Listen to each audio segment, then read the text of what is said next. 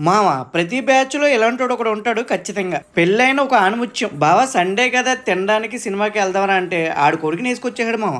ఆడు కుదురుగా ఉంటాడా అటు ఇటు తిరుగుతా సినిమా హాల్లోకి వచ్చేసి పడుకున్నాడు. ఈయన ఏమన్నా అంటే చాలా ఒక డైలాగ్ వచ్చేది ఈ నోట్లో, నువ్వు లేట్ గా పెళ్లి చేసుకుంటున్నావురా అని. ఇప్పుడు మనం వేసే డైలాగ్ ఏంటో తెలుసు కదా.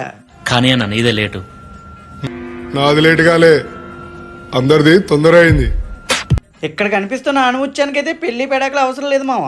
పెళ్లి గట్రా ఏమన్నా అయిందా? పెళ్లి కాలేదు కానీ గట్రాలు చాలా అయినాయండి.